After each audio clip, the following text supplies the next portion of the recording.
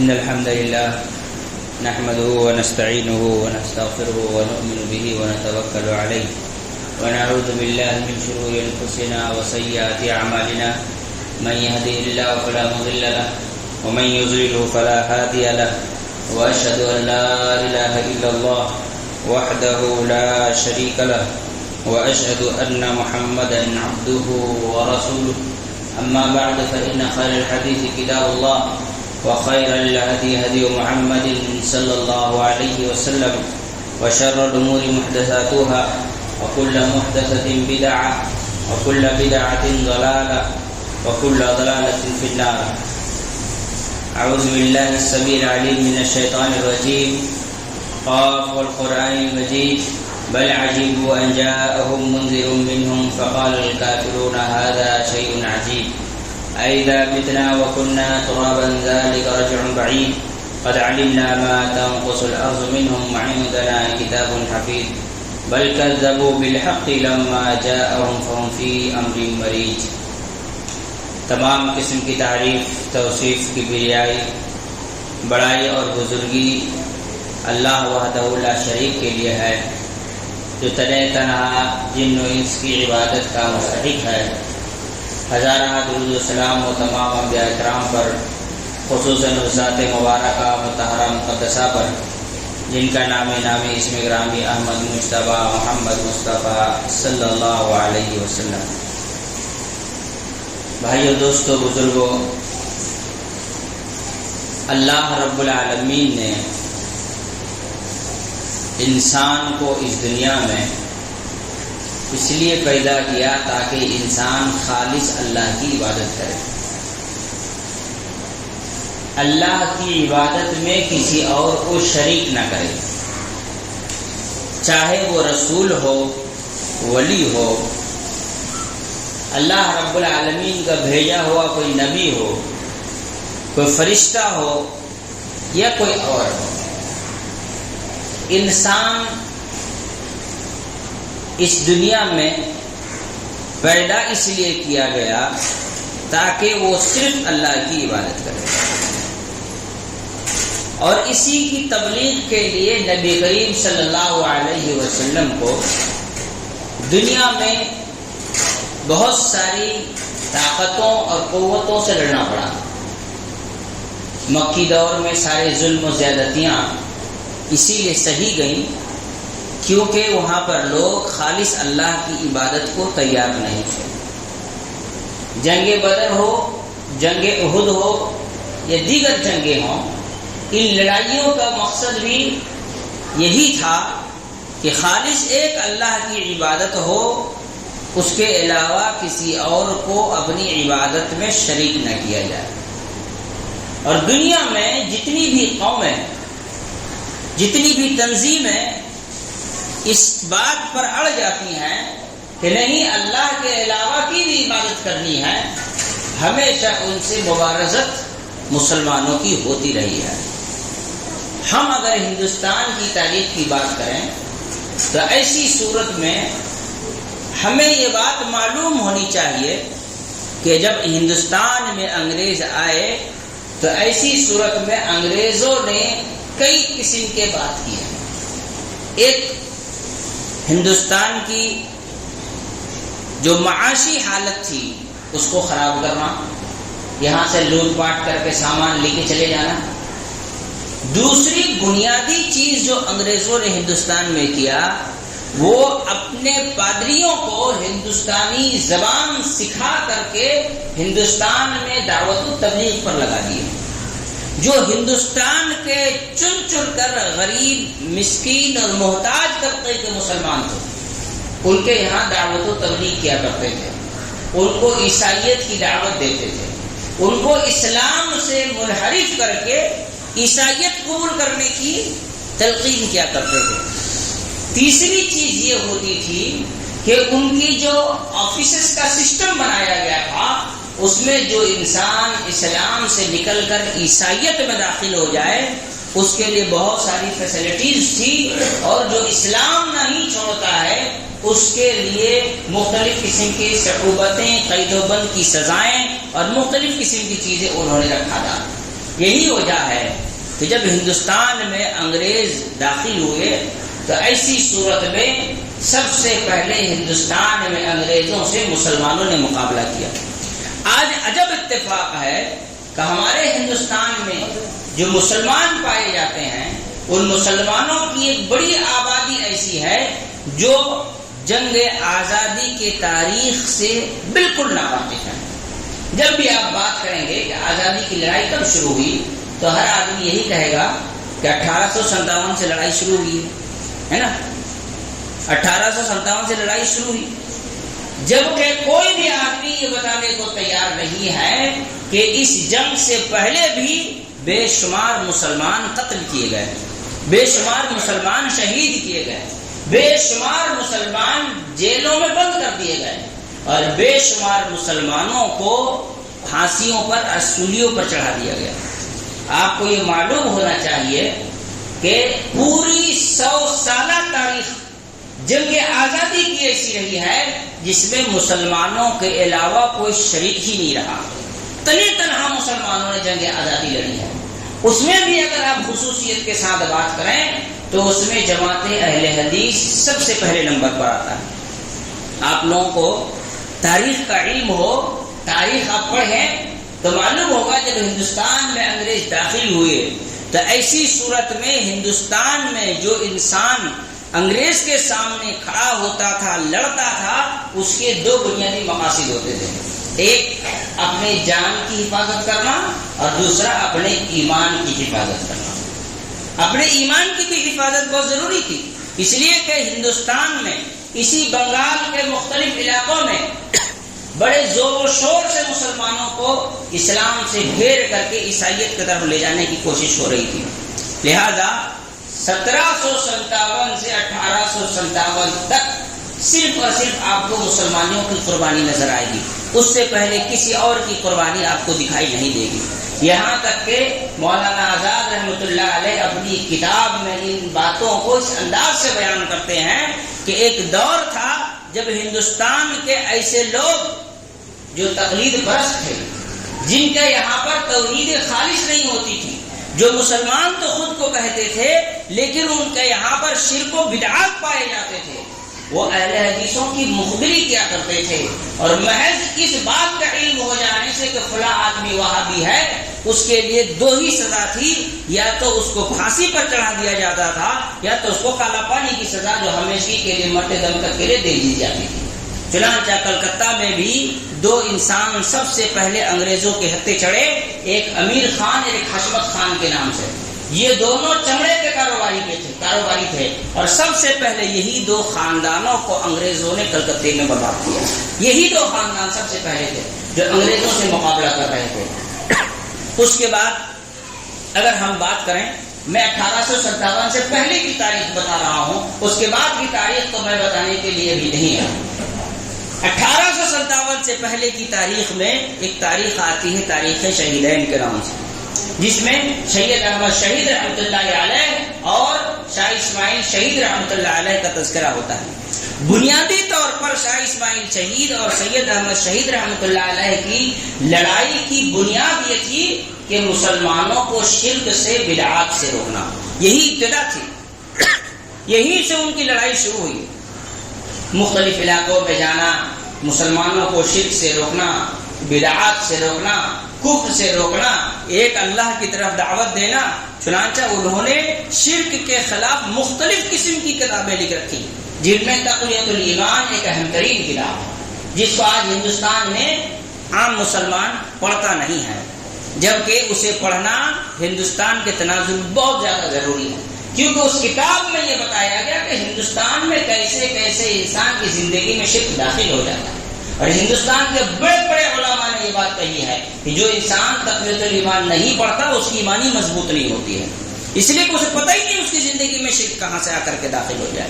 چنانچہ شاہ اسماعیل شہید رحمۃ اللہ علیہ نے ہندوستان میں شرک کے روک تھام کے لیے تحریکیں شروع کی، کوششیں شروع ہوئی، لیکن جب انہوں نے دیکھا کہ ہم غریب ممالک میں، غریب حصے میں جاتے ہیں، قریوں میں، دیہاتوں میں جاتے ہیں، تو ایسی صورت میں غربت کے وجہ سے، افلاس کے وجہ سے بیوہ عورتیں، بے سہارا عورتیں، بے سہارا لوگ اسلام سے دور ہونا شروع ہو گئے.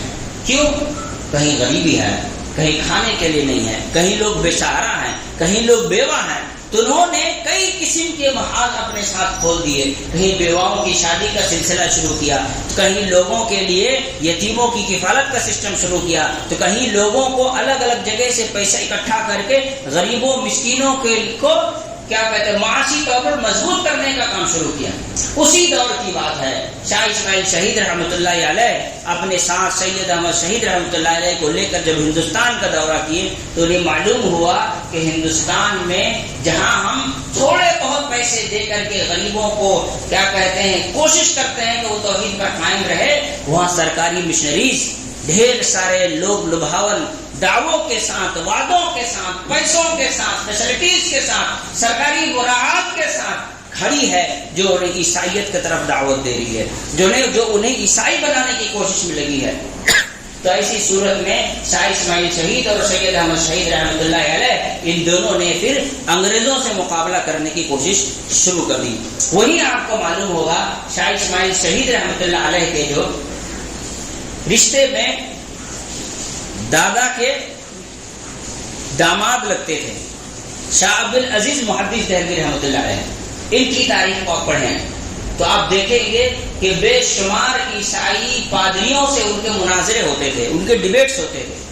اور آپ جانتے ہیں عیسائیوں میں دعوت و تبلیغ کے لیے ہندوستان میں جو سب سے زیادہ مشہور ہوئے ڈاکٹر ذاکر نائک، اور ان کے جو استاد احمد دیدات کو اگر آپ سنیں، ان کی تاریخ کو پڑھیں تو وہ بتاتے ہیں کہ انگریزوں سے بلکہ عیسائیوں سے ڈیبیٹ کرنے کا، مناظرہ کرنے کا شوق میرا شاہ عبد العزیز محدث دہلوی رحمۃ اللہ علیہ کے ڈیبیٹ کو پڑھنے کے بعد شوق پیدا ہوا. میرے اندر یہ شوق جو پیدا ہوا کہ میں انگریزوں سے بلکہ ان عیسائیوں سے مناظرہ کروں، ڈیبیٹ کروں، یہ جو جذبہ میرے اندر پیدا ہوا یہ شاہ عبد العزیز محدث دہلوی رحمۃ اللہ علیہ کے ڈیبیٹس کے رودات پڑھنے کے بعد میرے اندر یہ شوق پیدا ہوا. تو ہندوستان میں علماء حدیث نے ہندوستان میں خصوصیت کے ساتھ سب سے پہلی جو انگریزوں سے لڑائی لڑی وہ عقیدے کی لڑائی تھی. وہ توحید کی لڑائی تھی.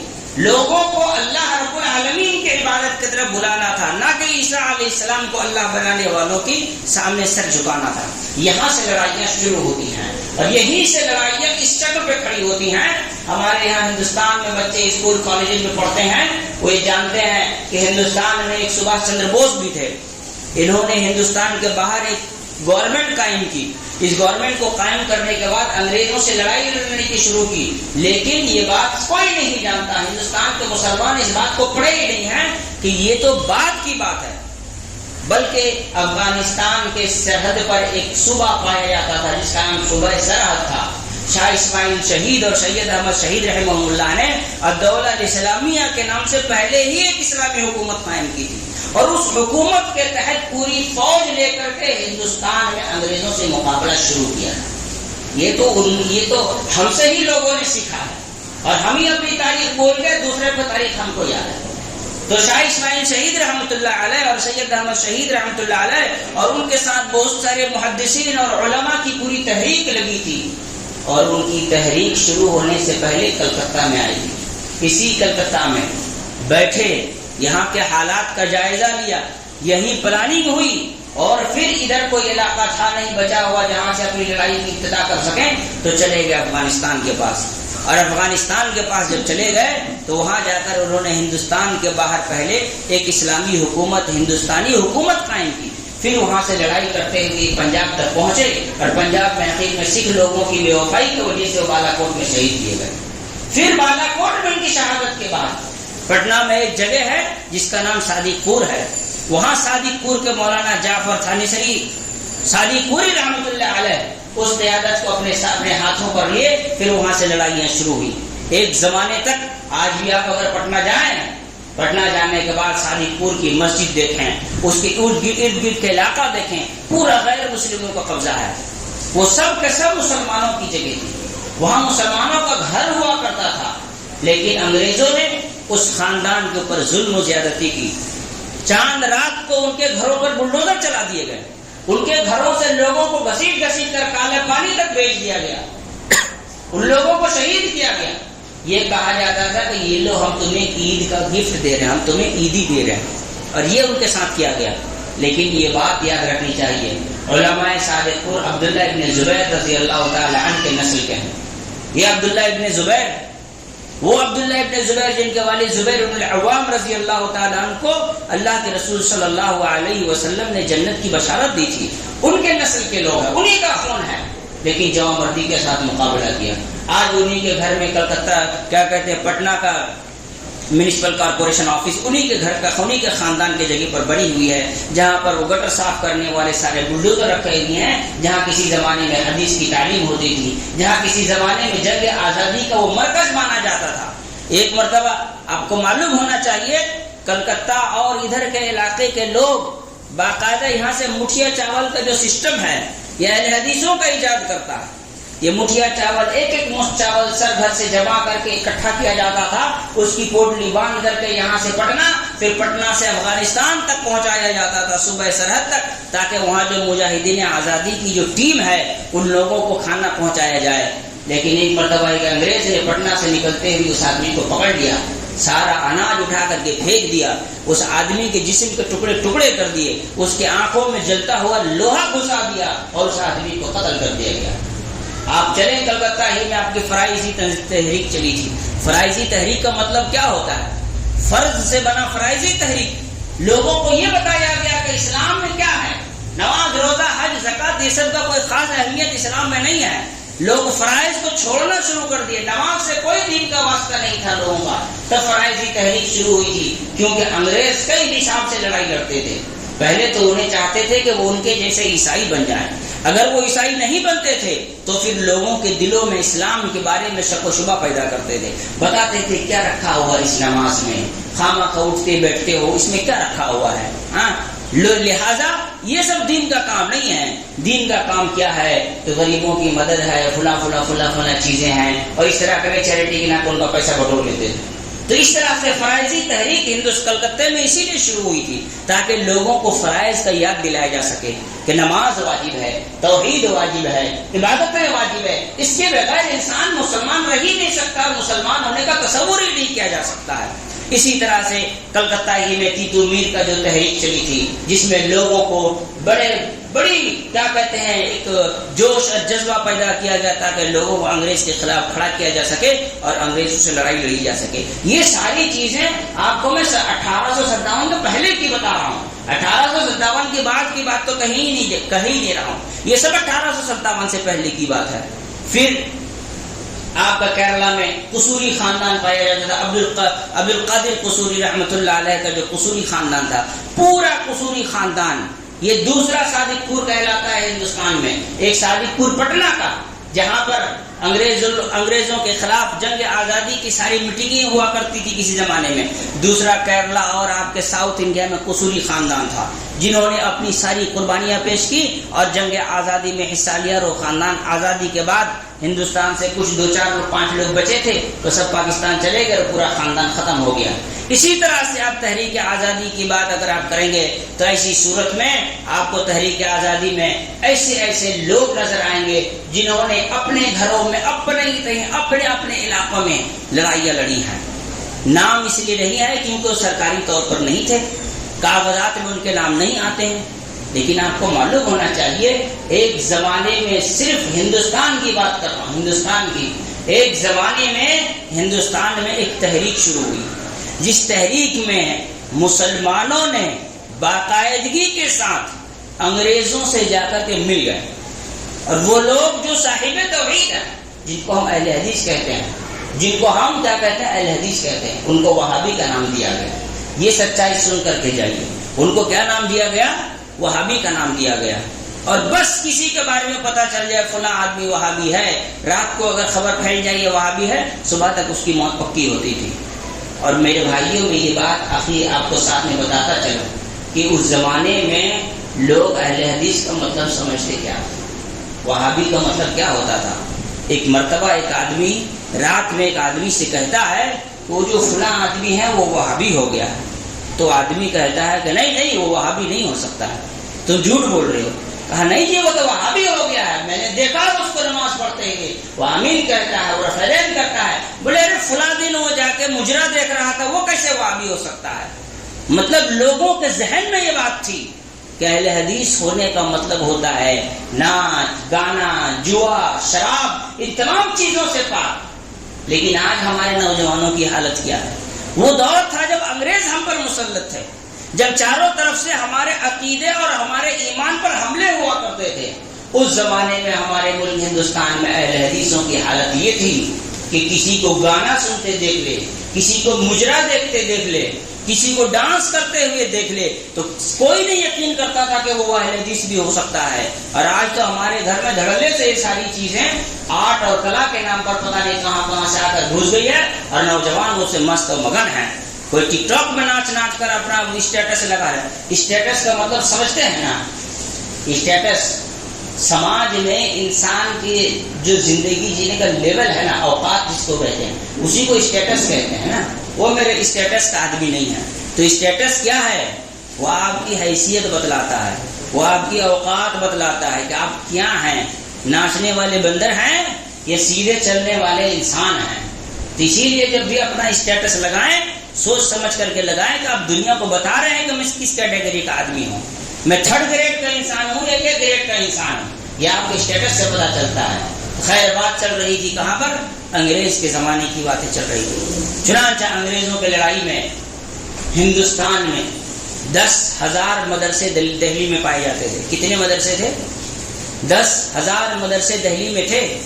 انگریزوں نے ان سارے مدرسوں کو برباد کر دیا۔ آپ کو معلوم ہوگا ہندوستان میں شاہ ولی اللہ محدث دہلوی رحمۃ اللہ علیہ کے بعد سے علم حدیث کا جو سسٹم شروع ہوا، حدیث پڑھنے پڑھانے کا جو نظام شروع ہوا، وہ اکیلے ہندوستان میں رہ گیا تھا۔ پوری دنیا سے علم حدیث ختم ہو گیا تھا، کوئی حدیث پڑھتا نہیں تھا، سب حدیث سے دور ہو گئے تھے۔ کسی کو رسول اللہ صلی اللہ علیہ وسلم کی سنتوں سے حدیثوں سے واسطہ نہیں تھا۔ لوگوں کو بیجا خرافات اور لوگوں کو بیجا قسم کے بدعات اور رسومات سے لوگوں کے تعلقات جڑے ہوئے تھے۔ چنانچہ جب شاہ اسماعیل شاہ ولی اللہ محدث دہلوی رحمۃ اللہ علیہ نے یہاں علم حدیث کا سسٹم شروع کیا تو ان کے بعد شاہ عبدالعزیز محدث دہلوی رحمۃ اللہ علیہ، ان کے بعد شاہ عبدالقادر محدث دہلوی رحمۃ اللہ علیہ علم حدیث پڑھانا شروع کر دیے۔ جب یہ لوگ علم حدیث پڑھانے لگے تو دنیا بھر سے لوگ ہندوستان میں حدیث پڑھنے کے لیے آنے لگے۔ آپ کو معلوم ہونا چاہیے شیخ ابن باز رحمۃ اللہ علیہ کے استاد بھی ہندوستان ہی کے ایک عالم میاں نذیر حسین محدث دہلوی رحمۃ اللہ علیہ سے حدیث پڑھے تھے۔ شیخ کیا کہتے ہیں عثیمین رحمۃ اللہ علیہ کے استاد کے جو استاد تھے وہ بھی کہاں سے علم حدیث پڑھ کر گئے تھے؟ ان کے بھی استاد جو تھے وہ میاں نذیر حسین محدث دہلوی رحمۃ اللہ علیہ کے شاگرد تھے۔ میاں نذیر حسین محدث دہلوی شاہ اسحاق محدث دہلوی کے بعد ہندوستان میں علم حدیث پڑھانے لگے، لیکن انگریزوں نے اس درسگاہ کو بھی توڑ کر کے ختم کر دیا، اس کو بھی بلڈوزر چلا دیا۔ یہی وہ کیا کہتے ہیں میاں نذیر حسین محدث دہلوی رحمۃ اللہ علیہ، جن کے ذریعے سے آج ہندوستان ہی نہیں پوری دنیا میں حدیث محفوظ رہی، اکیلا ایک انسان، اکیلا۔ اسی لیے عرب کے لوگ کہتے ہیں لولا علماء الہند لذهب الاسلام، اگر ہندوستان کے یہ چند علماء نہیں ہوتے جنہوں نے علم حدیث کو سیکھا سکھایا دنیا بھر کے لوگوں تک پہنچایا تو دنیا سے اسلام مٹ چکا ہوتا۔ لولا علماء الہند لذهب الاسلام، یہ علم حدیث یہ میاں نذیر حسین محدث دہلوی رحمۃ اللہ علیہ اس پڑھاتے تھے۔ اس مدرسے کو بھی انگریزوں نے تہو بالا کر کے رکھ دیا۔ اسی طرح سے انگریزوں کے زمانے میں دہلی میں ایک مدرسہ، دلی جامع مسجد میں ایک مدرسہ بنایا گیا تھا مدرسہ عزیزیہ کے نام سے، اس کو بھی انہوں نے توڑ تھاڑ کے برابر کر کے رکھ دیا۔ یہ انگریزوں کے یہاں کئی قسم کی چیزیں ہوتی تھیں، ان چیزوں میں سے ایک یہ تھا۔ دوسری بات میں آپ کو بتاتا ہوں، 1857 میں جب لڑائی لڑی گئی اور لڑائی لڑنے کے بعد لڑائی میں ہار ہوئی، شکست ہوئی، تو چن چن کر کے جو مسلمان اس میں شریک تھے ان سب کو قتل کیا گیا، ان سب کو مارا گیا۔ آپ اگر کوئی اللہ نے کسی کو حیثیت دی ہو اور وہ جا سکے انڈمان نکوبار، انڈمان جائے، جا کر وہاں جن لوگوں کو پھانسی دی گئی ان کے نام کی لسٹ ٹنگی ہوئی ہے، جا کر کے پڑھے، سب سے پہلا نام جو ہے اہل حدیث کا ہے، سب سے پہلا نام، وہ ہم نے نہیں لکھا، انہی لوگوں نے لکھا۔ کلکتہ پٹنہ میں آج بھی وہ کیا کہتے ہیں ساری پوری خاندان آج بھی موجود ہے. آج ہم لوگ کھانا کھاتے ہیں, کھانے میں کنکر مل جائے تو اگل دیتے ہیں. کالا پانی میں جب ان مسلمانوں کو قید کیا جاتا تھا تو آٹے میں بالو مکس کر کے باقاعدہ مکس کیا جاتا تھا, اس کے بعد روٹی پکا کر کے کھانے کے لیے دیا جاتا تھا. اب اس کو تم کھاؤ. باقاعدگی کے ساتھ سالن میں کنکڑ باقاعدہ ڈالا نہیں جاتا تھا, خود سے ڈالتے تھے, اس کے بعد اس کو کھانے دیا جاتا تھا. یہ قربانیاں ہیں ہمارے اہل حدیثوں کی خاص کر کے. میں نے اسی لیے کہا کہ 1757 سے 1857 کے بعد ڈھول بجانے والے آپ کو بہت مل جائیں گے. ہم نے ایسا کیا, ہم نے ویسا کیا, ہم نے ویسا کیا. لیکن 1757 سے 1857 تک آپ کو سوائے مسلمانوں کے اور خصوصاً اہل حدیث کے علاوہ کوئی نہیں ملے گا جو جنگ میں شریک رہا ہو. میں ایک آخری بات آپ کو بتاتا ہوں. ضروری نہیں ہے کہ جب کوئی قبضہ پا لے اس کے بعد لڑنے کو جنگ کہتے ہیں. قبضہ کرنے نہیں دینے کے لیے جو لڑی جاتی ہے اس کو کیا کہتے ہیں؟ وہ بھی تو لڑائی ہے. جو پہلی لڑائی پلاسی میں لڑی گئی تھی, کون غیر مسلم بادشاہ تھا اس میں لڑنے والا؟ 1757 میں جب پلاسی کی جنگ ہوئی تھی, اس کو جنگ آزادی میں کیوں لوگ کاؤنٹ نہیں کرتے ہیں؟ وہ تو اسی لیے لڑی گئی تھی تاکہ انگریز کو گھسنے نہ دیا جائے. تو یہ آزادی کی لڑائی نہیں ہے. تو کبھی کبھی ہمیں بھی دماغ لگانے کی ضرورت ہے. اسی لیے آپ دیکھیں گے جتنی بھی ہسٹری کی کتابیں آتی ہیں, جنگ آزادی کی شروعات 1857 سے شروع ہوئی. بیوقوف تو اس سے پہلے جن لوگوں کی جانیں گئی, ان سے پہلے جو لوگ شہید کیے گئے, ان سے پہلے جن کو پھانسیاں دی گئیں, وہ کون سی لڑائی تھی؟ وہ کیا کرکٹ کھیلتے ہوئے مارے گئے تھے یا کسی دوسرے لڑائی میں شہید ہوئے تھے؟ وہ بھی تو انگریزوں سے ہی لڑ رہے تھے اور انگریزوں سے شہید ہوئے تھے. تو تاریخ جنگ آزادی کی جو تاریخ ہے, اس کی جو تحریکیں ہیں, یہ بہت وسیع ہے. پھر 1857 سے لے کر کے 1920 تک کا دور ایسا دور رہا جس میں تقریباً ہندوستان کے مسلمان پیچھے رہے تھے. یہ بات بالکل امانت داری کے ساتھ ہے, مسلمان پیچھے ہٹ گئے تھے. کیونکہ 1857 میں جو ناکامی ملی اور چن چن کے سب کو شہید کر دیا گیا, تو کوئی تھا نہیں مسلمانوں کی لیڈری کرنے والا, جس کی وجہ سے مسلمان پیچھے ہٹے ہوئے تھے. اور اسی دور میں ایک آدمی کو انگریزوں نے کھڑا بھی کیا تھا تاکہ وہ دنیا کو بتائیں کہ انگریزوں سے لڑنے کی نہیں, انگریزی سیکھ کر نوکری کرنے کی ضرورت ہے. ابھی نام لوں گا تو لوگوں کو برا لگے گا, نام لینے سے لوگوں کو برا لگے گا, لیکن آپ جا کر ہسٹری پڑھیں. لوگ اس کو ایک ایجوکیشن کا ریولیوشنر کے طور پر مانتے ہیں. Sir Syed Ahmad Khan East India Company میں پہلے نوکری کیا کرتا تھا, اور وہیں سے نکلا. وہ نکل کر دنیا کو بعد لڑتے کس لیے ہو؟ انگریزی سیکھو, نوکریاں کرو. آپ جا کے پڑھیں ہسٹری. ہم نے تو پڑھا نہیں کچھ, نہ ہمارے سماج کو ہمارے بزرگوں نے بتایا. لوگ سمجھو بہت بڑا اچھا کام کیا, مسلمانوں کو فائدہ, کچھ نہیں, مسلمانوں کو بیڑا غرق کیا. یہ اسکول کیوں بنائی گئی تھی؟ اور آپ کو پتا ہے علی گڑھ یونیورسٹی کا پہلا نام کیا تھا؟ مدرسۃ العلوم, مدرسے کے نام سے بنایا گیا تھا اور اسی نام سے چندہ کیا گیا. بعد میں کالج بنا کر انگریزوں کو دے دیا گیا کہ لو یونیورسٹی اب تم چلاؤ. علی گڑھ یونیورسٹی کو انگریزوں نے گرانٹ دیا تھا. یہ وہی دور تھا جب دلی میں مدرسوں کو بلڈوزر سے گرایا جا رہا تھا اور ایک یونیورسٹی کو انگریز گرانٹ دے رہے تھے. اتنے زیادہ خیر خواہ تو مسلمانوں کے وہ تھے نہیں. کچھ تو ہے جس کی پردہ داری ہے. کیوں کیا؟ اسی لیے کیا تھا تاکہ مسلمانوں کو یہ سکھایا جائے کہ انگریزوں سے لڑنے کی ضرورت نہیں ہے. علم حاصل کرو, انگریزی پڑھو, نوکریاں لو, اپنی زندگی کو بہتر کرو. لڑائی کر کے تمہیں کیا ملنے والا ہے؟ یہ وہیں سے شروع ہوا تھا. اور آپ کو بتاؤں, وہاں سے جو تحریک چلی وہ آج تک اس دنیا کے لیے نقصان دہ ہے. اور اس کا اثر صرف ہندوستان میں نہیں رہا, اس کا اثر یہاں سے یورپ تک گیا ہے, اس کا اثر یہاں سے آپ کے مصر تک گیا ہے. آپ کو بات سمجھ نہیں آئے گی, ساری باتیں ایک جمعہ میں نہیں بتا سکتا میں, لیکن تاریخ کا وہ دور رہا ہے. پھر 1920 کے بعد نئے سرے سے مسلمان جنگ آزادی میں شریک ہونا شروع ہوئے ہیں. آپ کو معلوم ہے ایک زمانے میں جنہ ہندو مسلم اس کا یونٹی کا برانڈ ایمبیسڈر ہوا کرتا تھا, لیکن وہ چھوڑ کے چلا گیا انگلینڈ. کس لیے گیا تھا؟ वकालत करने। क्यों? वो खूब मेहनत कर रहा, लेकिन देखा कि उसके बात पे आवाज लगा ही नहीं रहा, वो छोड़ के चला गया। 1920 के बाद जब नए सिरे से मुसलमान फ्रंट लाइन पर आना शुरू हुए तो वकालत छोड़ के फिर हिंदुस्तान आया, हो फिर आया हिंदुस्तान। उसके बाद अलग मुल्क के लिए दावा ठोक दिया, उसके बाद उसने अलग मुल्क का दावा ठोका। पहले हिंदू मुस्लिम को बराना एम्बेसडर तो हिंदुओं के नजरों में अच्छा बनने के लिए किया था। तो ये तारीख के वो हिस्से हैं जो हमने और आपने कभी खोलकर देखने की कोशिश ही नहीं किया है। जरा सोचिए, जो एक दारुल हदीस है जहाँ हदीस पढ़ाया जा रहा है, उससे क्या लेना देना अंग्रेजों का? टूटी हुई चटाइयां हैं, लोग मजदूरी कर रहे हैं और पढ़ाई पढ़ रहे हैं, उस मदरसे को तोड़ दिया जाए और फिर मुस्लिम यूनिवर्सिटी के नाम से जो यूनिवर्सिटी बने उसको ग्रांट दिया जाए। कुछ तो है ना समझने की चीज। एक तरफ तो हिंदुस्तान के मुसलमानों को कुरान से दूर करने के लिए, आपको बताएं, इसी दिल्ली के जामा मस्जिद में जाकर के अंग्रेज ऑफिसर घुसे, निकालो जितना कुरान है निकालो। कुरान को निकालना शुरू किया ऑफिसर, क्या करना है? जलाने ले जा रहे हैं कुरान। तो सब जब निकाल लिए तो हाफिज साहब पढ़ा रहे थे, बोले थे और भी है ले जाओ, वो लाओ जी वो टाक से वो भी निकाल दो, वो भी ने सब निकाल करके दे दिए। बोले अब जा रहे हो तो एक काम करो, 2 मिनट बैठ जाओ। एक बच्चे से कहा तुम पढ़ो, दूसरे से कहा जहां गलती हो तुम टोक देना। वो पढ़ना शुरू किया, जहां ये गलती वो टोक दे। कहा ये जो अंदर महफूज हो गया है उसको कैसे निकालोगे?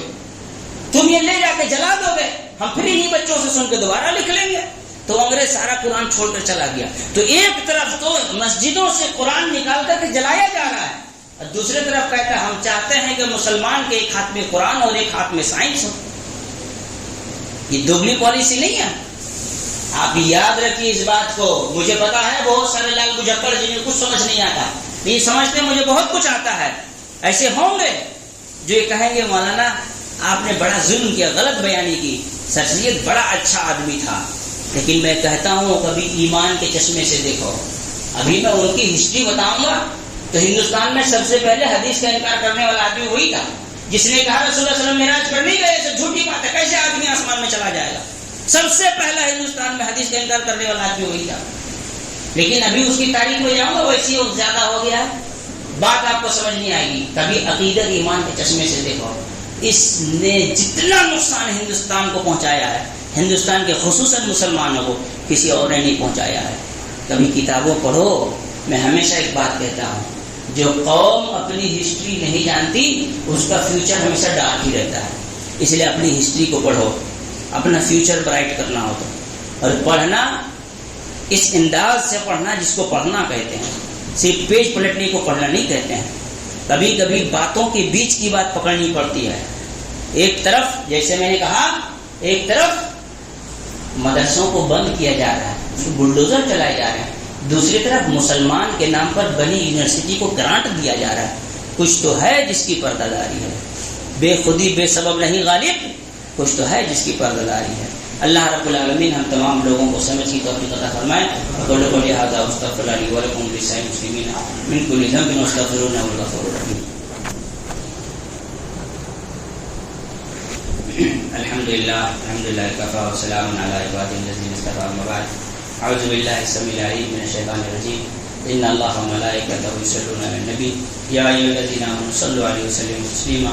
अल्लाहुम्मा सल्लि अला मुहम्मद व अला आलि मुहम्मद कमा सल्लैता अला इब्राहीम व अला आलि इब्राहीम इन्नका हमीदुम मजीद। अल्लाहुम्मा बारिक अला मुहम्मद व अला आलि मुहम्मद कमा बारकता अला इब्राहीम व अला आलि इब्राहीम इन्नका हमीदुम मजीद। इबादल्लाह रहिमकुमुल्लाह, इन्नल्लाह यअमुरु बिल अदलि वल इहसानि व ईताइ ज़िल क़ुर्बा व यनहा अनिल फ़हशाइ वल मुनकरि वल बग़य य'iज़ुकुम लअल्लकुम तज़क्करून। उज़्कुरुल्लाह यज़्कुरुकुम वद'ऊहु यस्तजिब लकुम व लज़िक्रुल्लाहि तआला अ'ला व अ'ला व अजल्ल व अतम्मु व अकबर। अल्लाहु यअलमु मा तस्नऊन।